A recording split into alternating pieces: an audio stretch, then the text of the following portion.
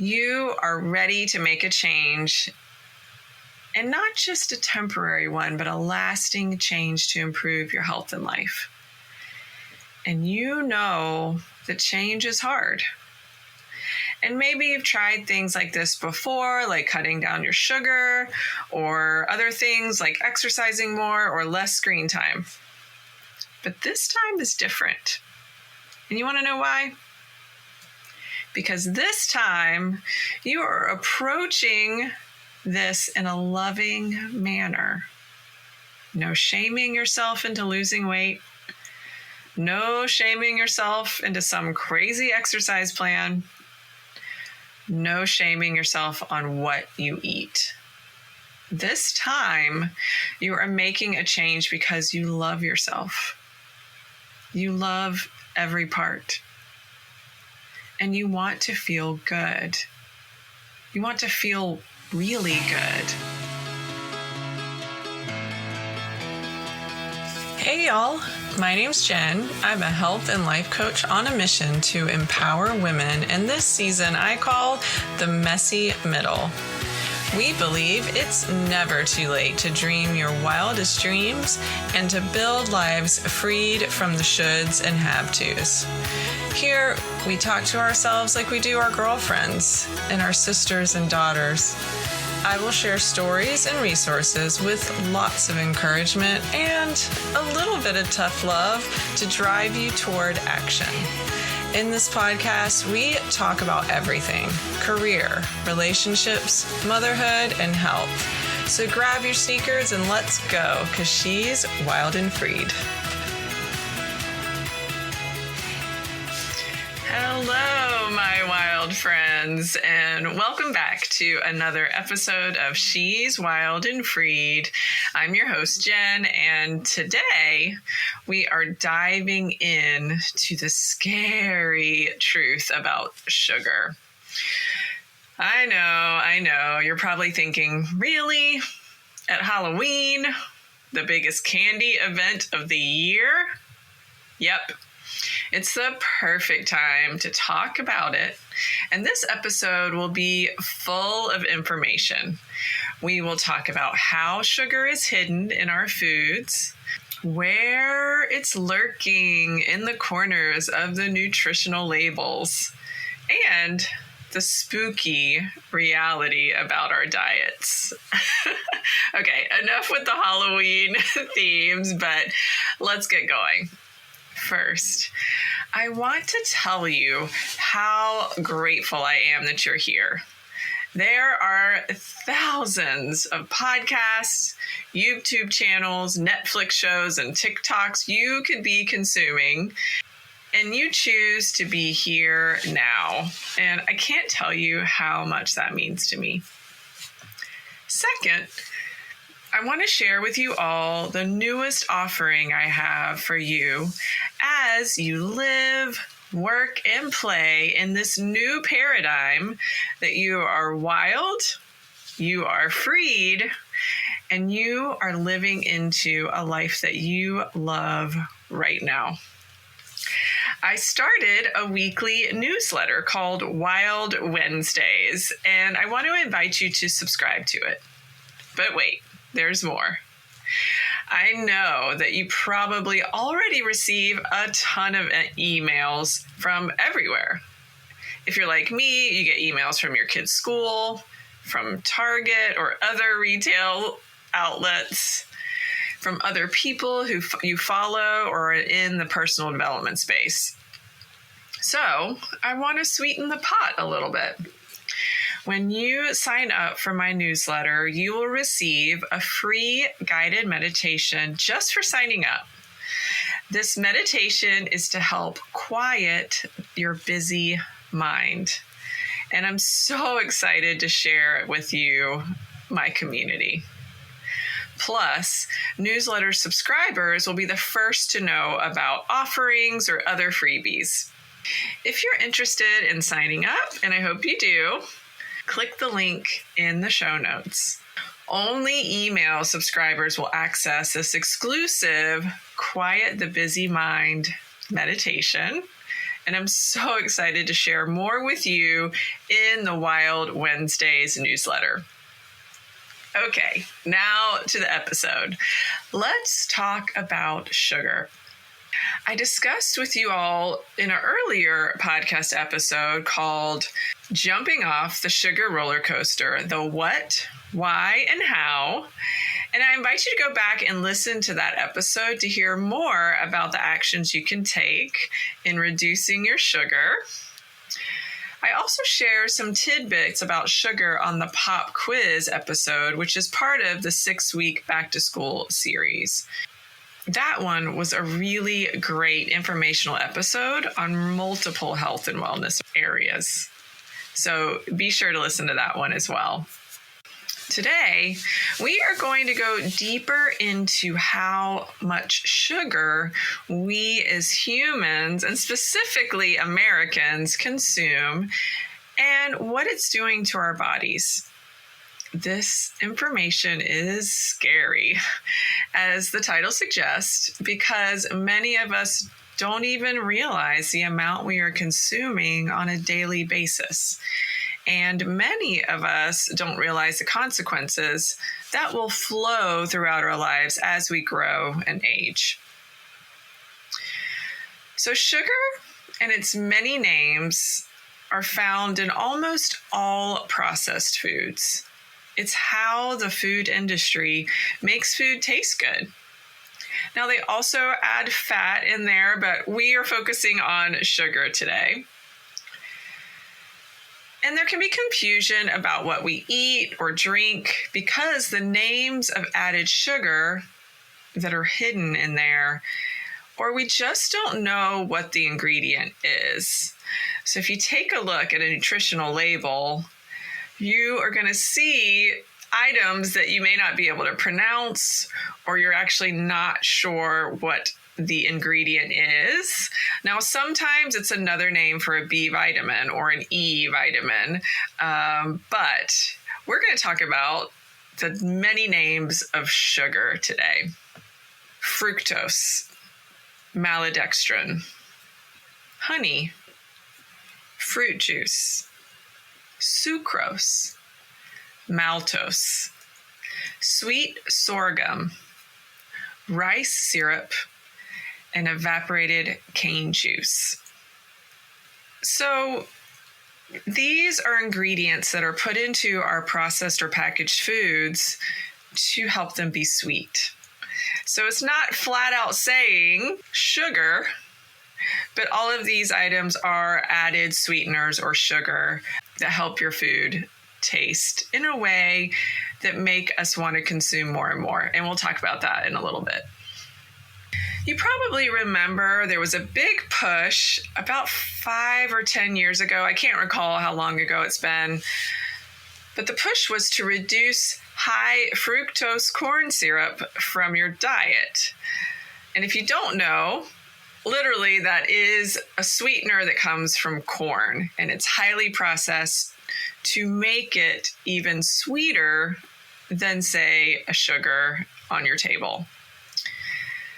But the thing the food industry didn't share with us was they removed or reduced high fructose corn syrup out of packaged or processed foods and replaced it with other sweeteners. And some of those I listed just a moment ago.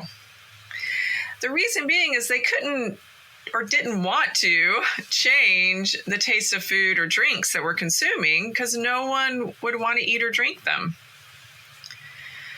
Also, a common misconception of added sugar or sweeteners is things like honey or raw sugar.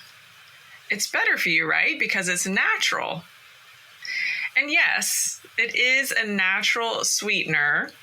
So it's not some of those artificial sweeteners we've heard about, like aspartame, sucralose, or xylitol. If you hadn't heard about them, now you know. Those are artificial sweeteners. But it's still added sugar nonetheless. Your body still reacts to it where you consume something with those sweeteners. Blood glucose goes up.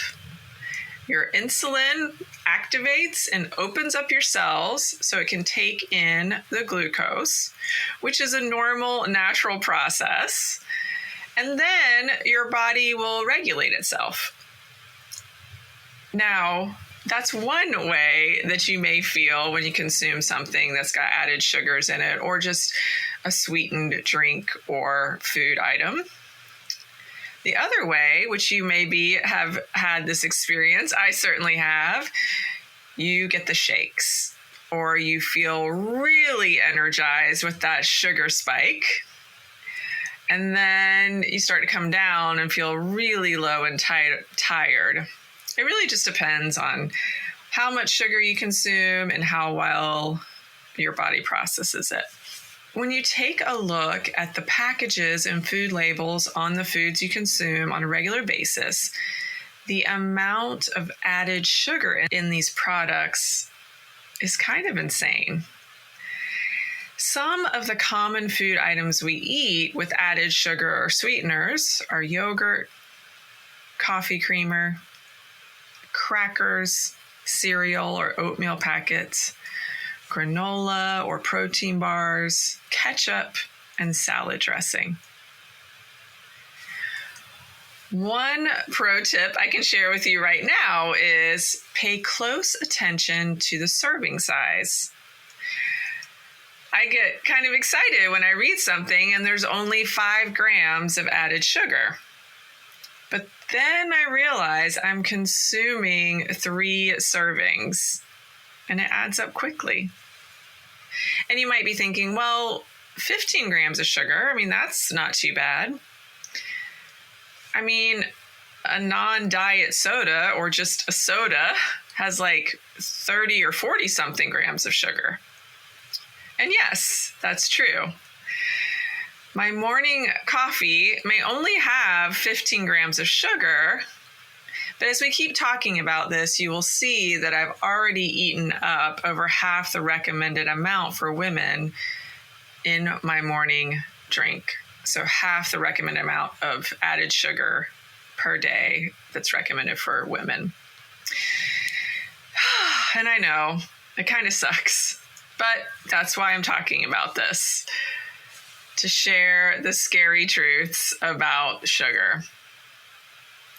And I'll be honest, I have been and probably always will be a sugar addict. I love sweets and I really love chocolate. That's my favorite. However, I also love gummy worms. I don't know why. The sweet, the gumminess, something about it. So good. About 4 years ago, when I was running a corporate wellness program, we decided that we would do a nutrition challenge. So we did periodic challenges throughout the year, the standard or the very popular step or walking challenge. We did some other things, drinking water, but this was a nutrition challenge. And in this challenge, we were going to be eating mostly whole foods and reduce our sugar down to 35 grams per day. Okay, for any of my mathematicians out there or those who are much quicker than I am, when I mentioned I have 15 grams of sugar in my morning coffee and said, oh, that's over half the amount of recommended daily intake for women. Yes, 35 grams is what's recommended for men per day. Women, it's 25. Why do they get more? It's because they have more muscle. They're able to process it differently. It's just facts. But with this challenge, we did it all based on what's recommended for men, 35 grams of sugar or added sugar a day. Now, I keep saying added sugar, and we'll touch on this a little more as we go, but, fruits specifically, but vegetables too, do have naturally occurring sugars. And although you don't want to consume a ton of fruits because that will certainly add to your body trying to regulate, we're specifically talking about added sugar. So sugar and sweeteners that are added to our foods. Now, what was cool back to the nutrition challenge, what was cool about the challenge was it was flexible. So for those of us who loved our morning lattes or wanted to have an after dinner treat, that was no problem. As long as we kept our added sugars at or below 35 grams per day, you could have a latte or ice cream, but you also had to know that those food choices would eat up your total daily allotment. So definitely have to look at what you're going to eat for lunch, for snacks, for dinner, as far as your added sugar content. For those of you who are new to me, or you don't know my philosophy on quote unquote diets, my mantra and really my mission is not to tell you to cut out any food group. I'm not here to say you must cut out animal protein or you must cut out dairy or things like that. I'm not going to influence you to do any of that. My goal and the way that I work with my clients and my coaching practice is we find what feels good to them. I am quickly interrupting today's episode to invite you, when you're ready, to schedule a discovery call with me. So if you're curious about working with me as your coach, or just curious as to what health and life coaching really entails, schedule a call with me. The link is down in the show notes. It's a Calendly link, and it'll take you to when I have availability to schedule an appointment.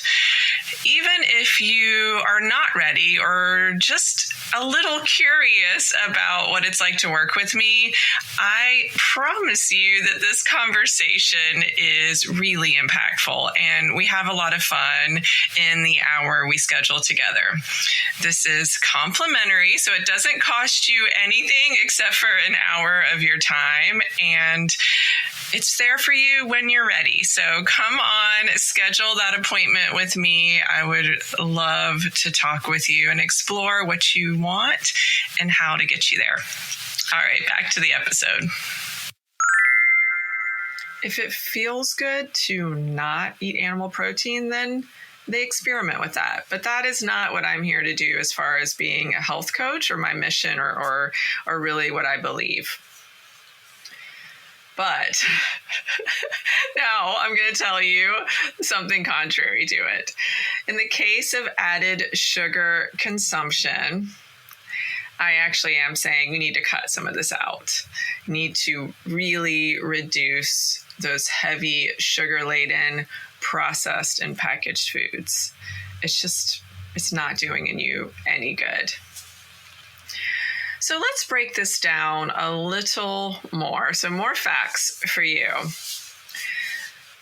So 1 teaspoon of sugar, so just think about a teaspoon of sugar, equals 4 grams. So again, if you look at a food label and you're like, okay, this has 4 grams of added sugar per serving size, then you're consuming a teaspoon of sugar. Kind of like the song that Mary Poppins sang. But think about some of these common foods that I'm sharing. Now let's talk about some of those common foods that we consume regularly. One of the leading brands of yogurt contains 7 teaspoons or 29 grams of sugar per serving. So when you're eating or enjoying your yogurt, you're essentially taking down 7 spoons of sugar. I don't think that's what Mary Poppins had in mind. Let's talk about a breakfast bar. Many of us grab one of those on our way out, or maybe that's a snack later in the day. A breakfast bar made with real fruit, quote unquote, and whole grains lists 15 grams of sugar. A single cup of bran cereal with raisins and is advertised with saying no high fructose corn syrup contains 20 grams of sugar per serving. So there's one of those sneaky, spooky ways that the food industry is still inserting quite a bit of sweetener or sugar into the foods we consume. No high fructose corn syrup. It may actually just be corn syrup or some of the other things that I listed earlier. So go back if you missed that or you want to go back and hear what other names of sugar are. And then fruit juices. So how many of you enjoy a glass of juice with breakfast, or when you're out, you're like, I'll have juice instead of water or tea? A cranberry pomegranate juice product, also advertised no high fructose corn syrup, contains 30 grams of added sugar per 8 ounces. Now, some of the sugar is naturally occurring because it's coming from the fruit that's in it or the fruit that's been squeezed to make the juice. But a lot of that is added sugar, because if you ever had a raw cranberry or pomegranate, they both are delicious, but cranberries in particular are very tart. So we need a lot of sugar to make that taste good. Well, let's go a little further. If you're still with me and you're like, man, I don't like what I'm hearing, but I need to hear it. This is really good information. The standard American diet, or SAD for short, includes mostly processed foods. So basically anything that comes in a package is processed. And we just mentioned some a moment ago: cereals, snacks, crackers, juices, yogurts, bread, granola bars. These foods are processed and packaged so that they can be shipped, sometimes across the country, sometimes from other countries, and stored for long periods of time. They are also manufactured to tantalize our taste buds and are actually made to induce a feeling of euphoria. Think about it. When you take a bite of an Oreo cookie or a potato chip, you immediately get a dopamine hit. And frankly, it makes you happy. These foods have been manufactured by food scientists to give us that hit of dopamine so that we'll eat more. I mean, can you really just eat one Oreo or one potato chip? Our brains and bodies are literally being hijacked by the food industry. So I'll take it a step further. I heard this, and I've heard it several times from Dr. Mark Hyman, who is, kind of a famous, but who is a medical doctor in the functional medical space and truly is on a mission to help heal us through food. But think about it. You get a bowl of chips. Let's say you took them out of the bag so you don't mindlessly eat. You put them in a bowl and you eat them. Quickly, they taste good. It's satisfying, crunchy, salty. Then you have a bowl of broccoli. Broccoli's crunchy. But could you eat, or would you want to eat, a whole bowl of broccoli? Probably not. Maybe one person listening is like, heck yeah, I don't want those chips. But most of us would struggle to eat a whole bowl of broccoli. Number one, there's tons of fiber in it, so it's going to make us more satiated and full. Also, it just doesn't have that sweet or salty hit that we get from these packaged foods. And that's the thing. We crave these foods, sugar and salt. Our taste buds are trained to like things that are highly processed and sweet. And if you are regularly consuming these processed foods, your taste buds may not even notice how sweet something is because you've started to or have already built up a tolerance to the sweetness. You need more and more to fill that need. Kind of sounds like an addiction. Other scary truths are the havoc that too much sugar wreaks on our body. Weight gain, high blood pressure, diabetes, and fatty liver disease, which all contribute to an increased risk of heart attack or stroke. The spooky truth about that is we start consuming these things as kids or teens and then continue into adulthood. And as young adults, we're still healthy, our muscles and bones and systems are able to regulate and keep us going and doing the things we want to do. But the pattern of overindulging in sweets or highly processed foods, those foods that fill the grocery store shelves and our pantries, build up and cause issues with us as we age. And we're all getting older. There's no slowing that down. However, there is good news. A light to bring us out of this dark, scary forest of packaged and processed foods.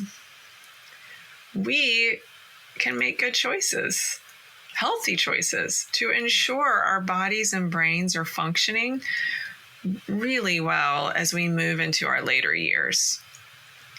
Plus, making changes now, no matter what your age is, will have a profoundly positive effect on you, your mood, your physical abilities, your relationships, and really all aspects of your life. Seriously.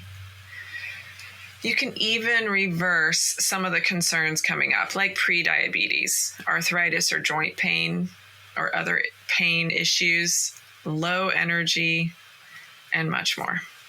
So how do we start to reduce our sugar intake, you may ask?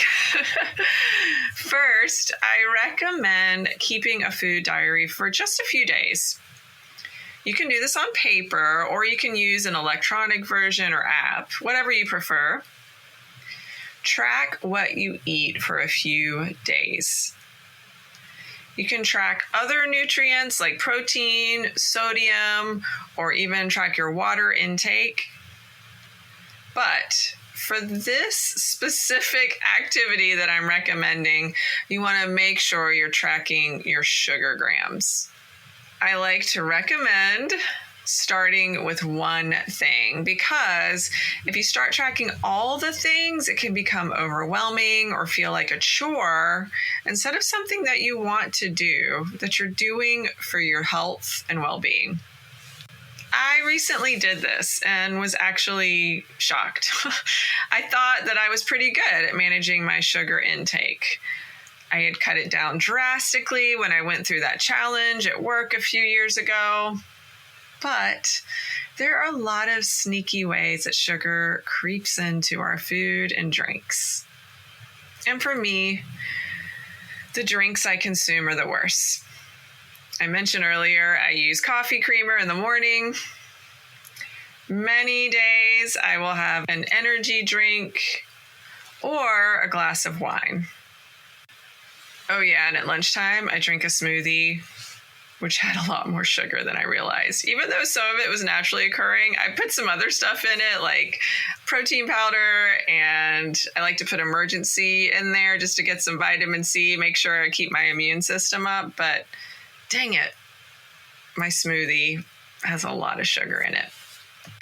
And let me be clear, this is not an easy process, but so worth it if you are really wanting to be healthy. If you really want to feel good in your body, because this body is the only one you've got. And if you really want energy, you want to feel vibrant, less aches and pains, you want to sleep better, this exercise, these actions we're going to talk about are really going to help. Okay, after you track your food for a few days, you will see the pattern of where and when you consume added sugars. As with anything I strongly suggest that you go through this process without judgment. If you grab a package of Oreos with your Diet Coke at a gas station, write it down. If you have a second or third glass of wine when you're out with friends, track it. This is information. There is no judgment or shame or embarrassment here. These are only numbers, just facts. Now, once you have the facts, then you can make decisions on something you can remove or something that you can reduce or shift. For example, I like chips and salsa or guac or hummus. Basically, I like dipping tortilla chips in things. Instead of tortilla chips, I started cutting up carrot sticks and celery. And it actually tastes pretty good. I'm getting fiber from those vegetables, which honestly we could all use a little more of. And I don't overindulge because the amount of chewing that I need to break down those carrots and celery is a lot of work. And chewing, my friends, is a super important part of the digestive process. Have you ever noticed if you rush or you scarf down your food, it hits your stomach and sits there for a while? That's because you didn't chew it enough. So slowing down, chewing deliberately, especially if you add some of these more complex natural foods in your diet, will really help the digestive process. So here is the key point. Whole foods, food that come off trees, out of the ground, or from an animal, take longer to break down in your body. And even those with naturally occurring sugars, like we talked about before, but that can be carrots, apples, potatoes.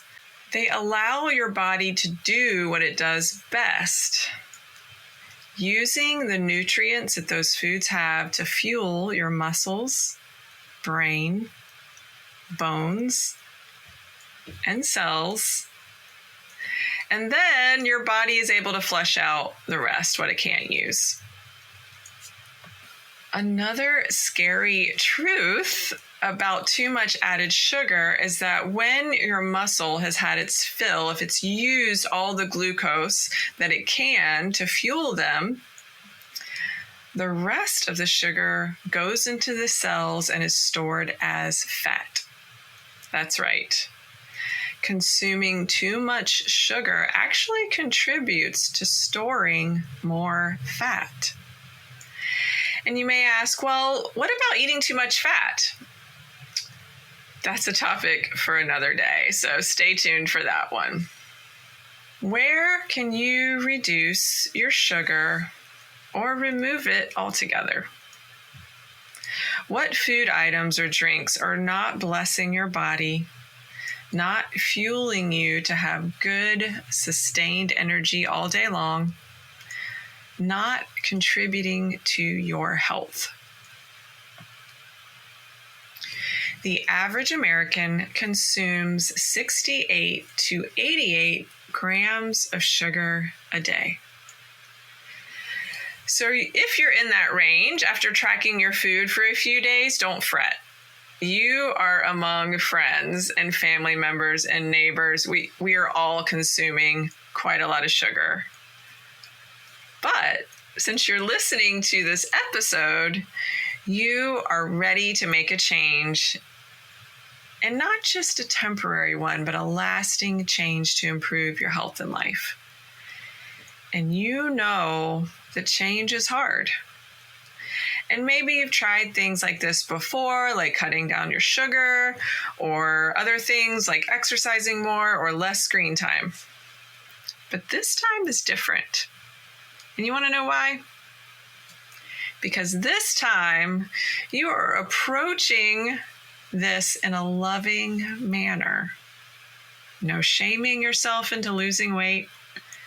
No shaming yourself into some crazy exercise plan. No shaming yourself on what you eat. This time, you are making a change because you love yourself. You love every part. And you want to feel good. You want to feel really good. And the first step is reducing your added sugar intake. Okay, we talked about tracking your food, looking at some items that you can remove or reduce, and that is great. Once you have the awareness, you are approaching your new habit without judgment. But now what? Because when you remove or reduce sugar, you will inevitably have cravings. So just get ready for it. And sometimes those cravings can be so effing intense. And you will also inevitably reach for things that you crave without even thinking. You will be downing some yogurt or a bar and then realizing, crap, I wasn't supposed to eat that. That's okay. It's totally normal, and this is going to be part of your process. So just keep that awareness in mind and just know it's a journey. And it takes time, it takes effort, it takes remembering, and you got this. The second thing you will do is find something to substitute the packaged or sugar-laden foods or drinks that you love so much, because they don't love you back. I gave the example a moment ago about substituting veggies for chips. Can you grab an apple instead? I know apples are high in sugar, but they are naturally occurring sugars, and apples have a ton of fiber. I'm not saying eat 5 apples a day or anything, but when you want something sweet, that can certainly help you. It'll be different. It doesn't taste like a brownie, doesn't taste like a soda, but can you grab an apple instead? Now, let's say you don't want to go there. You're not interested. Try eating half the package of yogurt. So you know you're still getting that added sugar, but you've cut it in half, and then you save the other half for later. And later meaning the next day. Or add a handful of nuts with your snack. Start using less coffee creamer in your coffee. You can add a little more milk to it or a non-dairy milk. Just remember, too, that milk has naturally occurring sugar in it. A lot of people don't know that, but it does have lactose, which is the milk sugar. And then if you're using almond or an alternative milk, you want to find the ones that are not sweetened, because they add sugar to those as well. I know, this feels like a full-time job.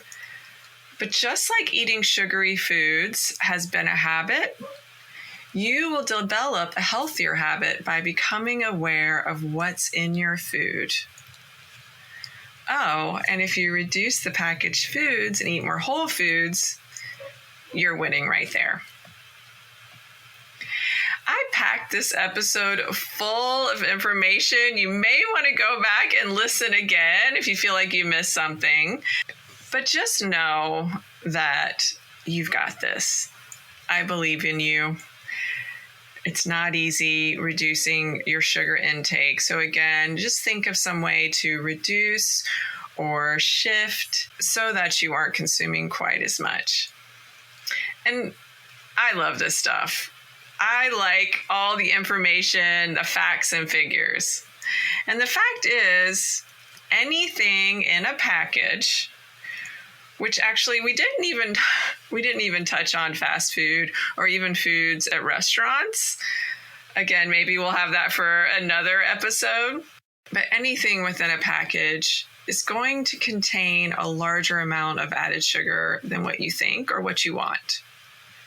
The truth is, the foods that come out of the ground, off a tree, from an animal, these are all better sources for your human body to consume.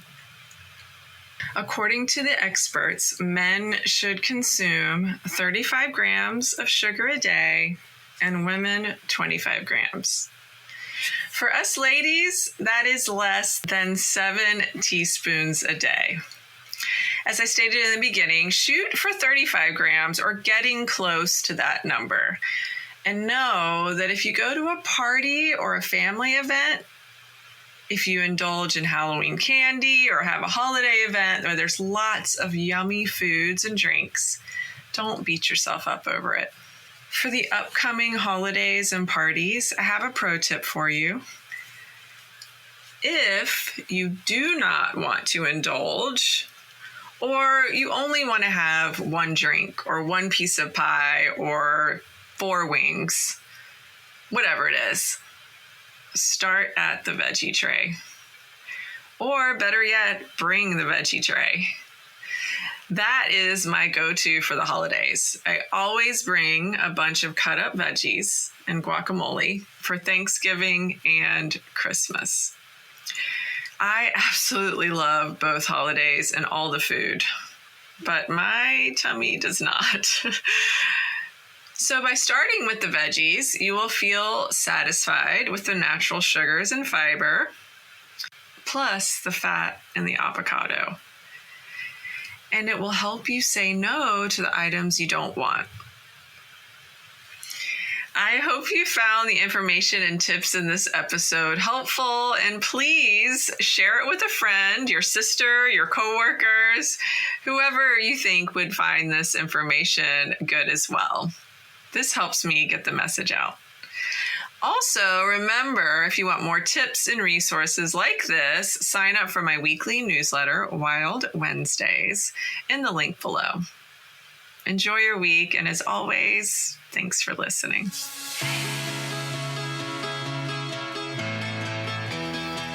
Thank you so much for spending time with me. I hope you feel free to take action toward building the life of your dreams. If something in this episode resonated with you, I would so appreciate it if you would text it to a girlfriend so she can hear the message as well. Until next time, stay wild.